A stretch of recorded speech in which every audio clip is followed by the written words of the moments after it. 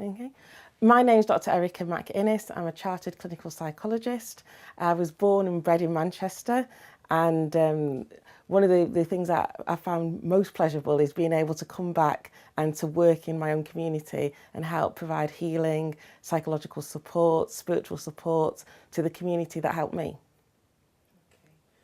Regarding achievements, I became involved with the Association of Black Psychologists, which is based in the USA, in about 2010, and was going to their conferences. And I thought to myself, I want to really put African psychology on the map in the UK and add to the work that other people have done, trying to get the message out there to say that Eurocentric psychology, it works for some black people, but for other black people, it isn't meeting their needs. We need a therapy that's developed by us, for us, that's meeting our needs.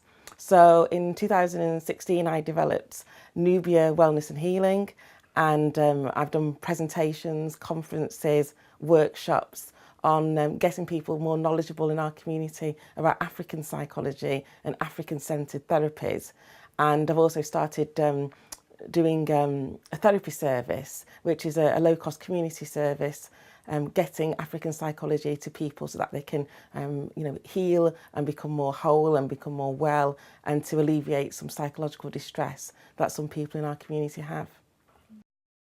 My undergraduate degree was at the University of Sunderland, and then I did a postgraduate at Manchester Metropolitan, so I did some modules there. There were also some modules at the Victoria University.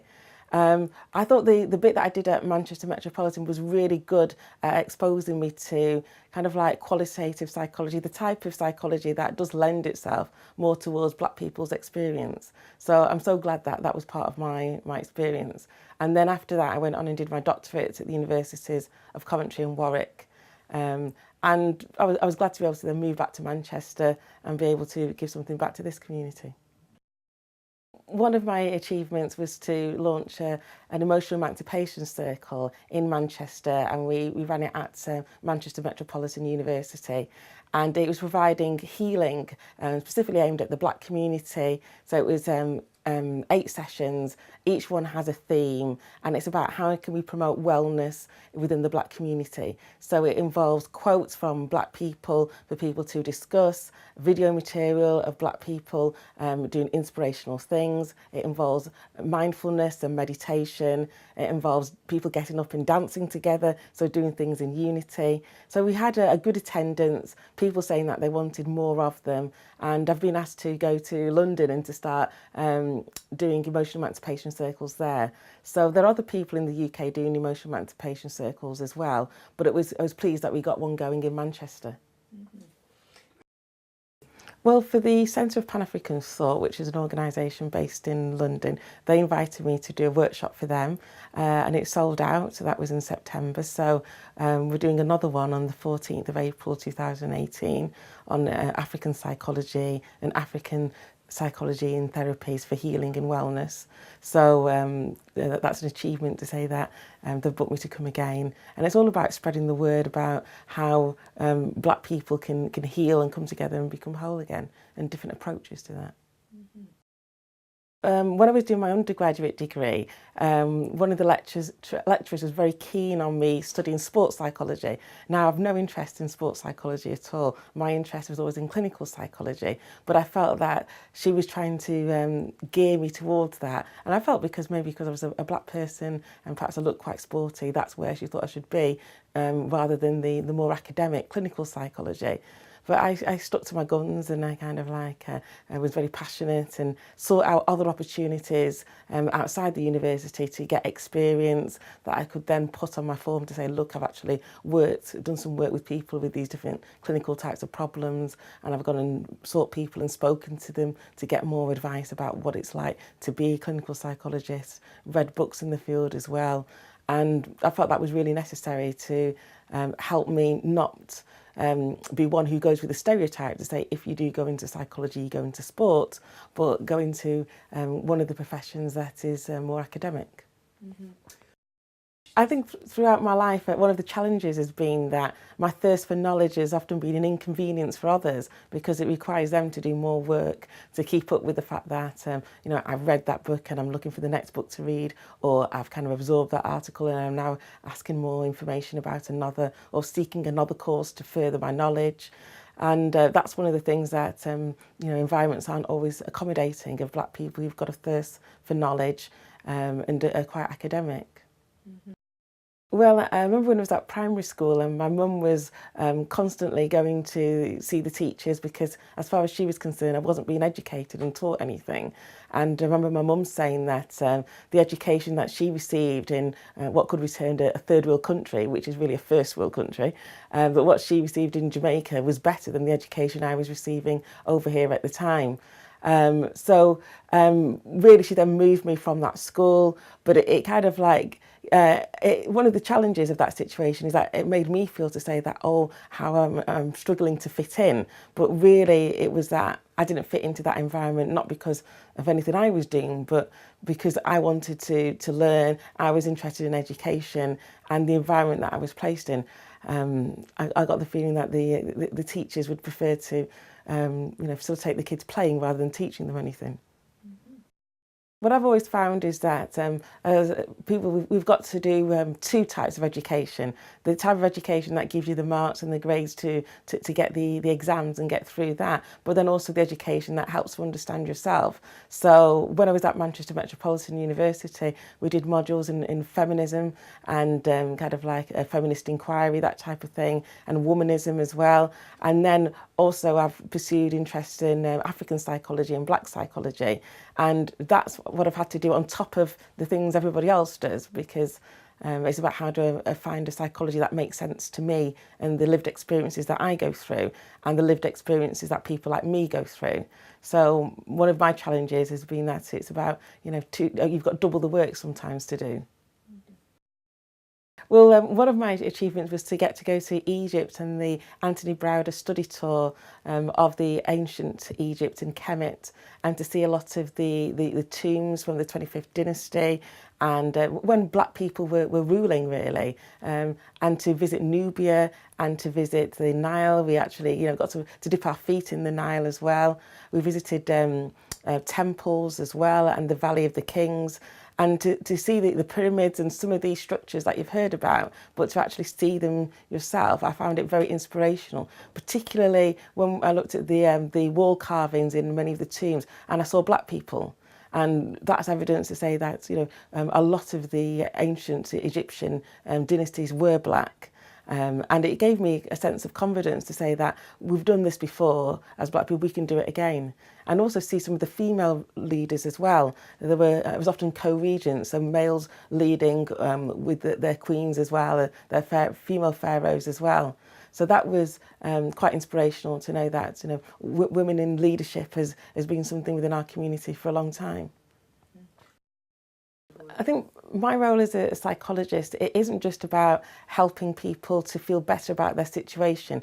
It was a situation that they shouldn't be in the first place. So it often lends itself to activism to say that, you know, my clients are feeling anxious, they're feeling down, they're feeling not heard, but that I shouldn't be helping them just to become used to that and to be quiet with that. But actually, if the system is one that's oppressing them, be doing something about that as well. And that sort of approach comes from the psychologists that were involved in the civil rights movement in America. It wasn't good enough just to you know, help people with their experiences, but they had to then go and change laws, legislation, and to be really active in terms at a community level. Because it's not sometimes that individuals are sick, it's that the communities are doing things that make individuals sick. The system of white supremacy can sometimes mean that people can you know, experience tremendous amounts of pressure and become de-spirited. And sometimes we need to do things to help people build resilience. And that's one of the things that the emotional emancipation circles do. It helps people build resilience so that when they go out there into life and they get hit by things, they can bounce off easier. The approach that I often work from is from an African-centred approach, and knowledge of thyself and the African self is quite central to that. And to be able to self-reflect and to be able to know how to make yourself happy, to know how to get the best of yourself, you've got to understand yourself. So that's been one of my personal journeys, but I also help other people on that journey as well. And I encourage people to find out more about their family history and their family tree, but not from a point of view of just documenting it, but also knowing what their ancestors were known for, what were their achievements, what were they good at, what did they contribute. And then sometimes people can understand themselves and their own interests because it's part of what their ancestors did. They're just finishing it off. I was a trustee for the Louise Da-Cocodia Education Trust for many years, and that was one of the one of the pleasant times in terms of being able to contribute to the education of young people. I've also taught a couple of times at the Saturday school to be able to tell them about different careers, so careers such as clinical psychology, but also introduce them to African psychology. And one of the exercises that I remember the children really loved is one where we did what would life be like if instead of Europe colonising the world, but Africa had colonised the world? What would be the popular products? What would be the type of things that would be on television? They really got thinking about that. And it really got them in quite a non-confrontational way, just to think about how colonisation really affects us, on a day-to-day basis. I heard about Louise Da-Cocodia when I was small, in terms of my mother was a nurse, and Louise Da-Cocodia was a nurse. And we heard that when she finished her nursing career, Mrs. Da-Cocodia went and became an entrepreneur and launched another career for herself and became a businesswoman and developed the housing association. And she was a very inspirational woman for me in terms of how to reinvent yourself and how to gain a lot of knowledge from the system, but then set up on your own when it becomes necessary. So, and I think that's been something that's been, very inspirational for me. It'd be interesting if it linked with other projects. I think there's a lot going on in Manchester and surrounding areas, but it's about them needing to come together, maybe at a database, so that we can all find out events that are going on, that we plan things when other things aren't going on, so that we don't clash, that type of thing. It would be nice as well to kind of like get more women involved at every stage of these projects as well, and really get people trained up at various stages.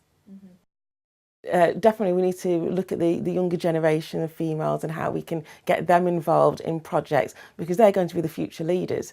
They're going to be the ones that take over the mantle and continue the work and continue what our generation are doing. One that somebody said to me recently is, no force formed against me will prosper. So it's kind of like sometimes when we do, meet with challenges, we've got to think that, we will get through them.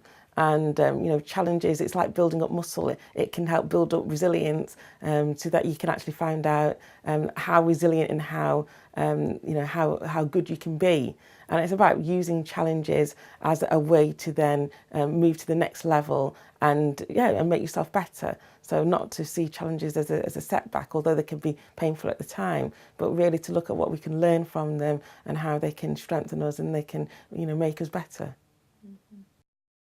I'm going to be doing an event in London on the 14th of April 2018, which is about getting African psychology out there into the community.